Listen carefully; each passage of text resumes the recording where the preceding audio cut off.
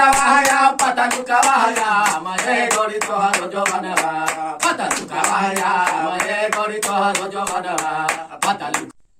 देखो भैया हमने दोनों देहाती होली जेकरा कहल जाए सबसे लाजवाब वही भैया हमने दोनों मिलके वो होली गावल जाए गावल जाए ना। हाँ गावल चलो शुरू करा था। पता लुकावा हैया पता लुकावा हैया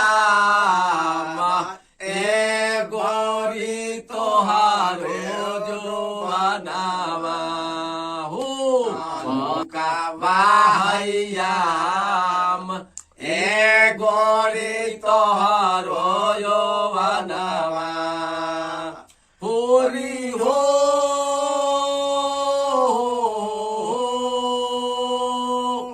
पता लुकावा हैयाम पता लुकावा हैयाम ए गोरी तोहरो जवानवा हे पता लुकावा हैयाम ए गोरी तोहरो जवानवा हे गोरी हो पता लुकावा हैयाम पता लुकावा हैयाम ए गोरी तोहरो जवानवा पता लुकावा हैयाम ए गोरी तोहरो जवानवा।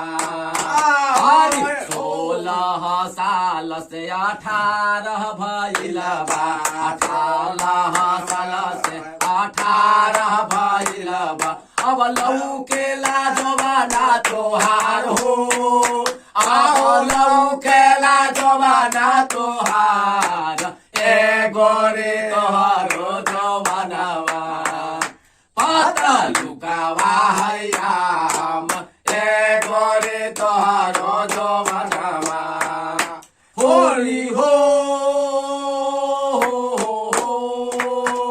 पता लुकावा हैयाम पता लुकावा हैयाम ए गोरी तोहारो जवानवा पता लुकावा हैयाम पता लुकावा हैयाम ए गोरी तोहारो जवानवा पता लुकावा हैयाम ए गोरी तोहारो जवानवा होली हो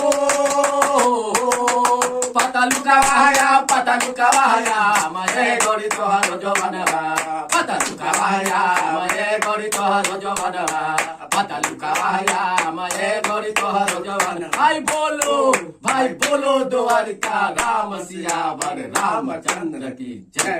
भैया इस गाना को लाइक और सब्सक्राइब जरूर कीजिएगा। जय हिंद जय भारत।